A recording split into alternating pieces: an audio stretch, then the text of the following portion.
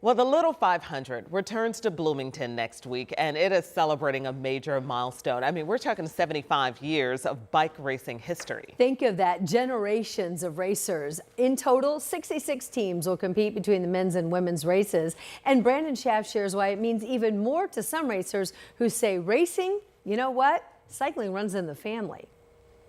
The path to Armstrong Stadium is painted and leading the way to the 75th anniversary of the Little 500. It's an annual tradition here in Bloomington, and several racers have strong connections to the race. The Little 500 is almost back at Armstrong Stadium, and crews are preparing. This year's race will celebrate the history of the men's race, dating back to 1951.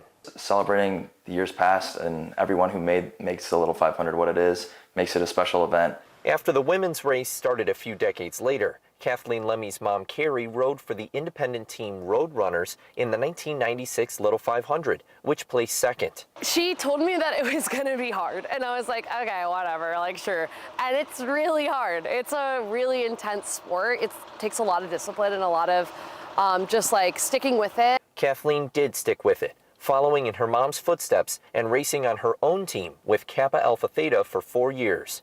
Her two brothers, Lucas and Aiden, are on the Sigma Alpha Epsilon team.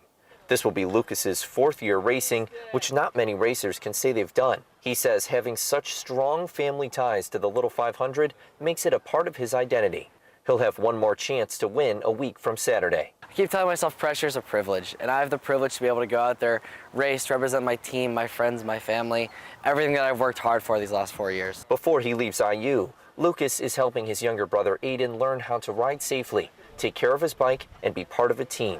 Aiden isn't racing this year, but he's looking forward to the opportunity to continue the hard work his family has put into the sport. It makes it feel more like it's something that I was kind of meant to do, and something that I have to give my very best to, or else I'm kind of putting my family's name to shame. In Bloomington, Brandon Schaff, 13 News. How cool to think I'm just cycling down the same path just like my parents did years ago back in the day. So they are going to be celebrating the alumni, and there are alumni races next Thursday. Then the women's race is next Friday. The men's race is next Saturday. The Students Helping Students campaign is also working to raise money for the Office of Basic Needs, a big part of the culture in Bloomington.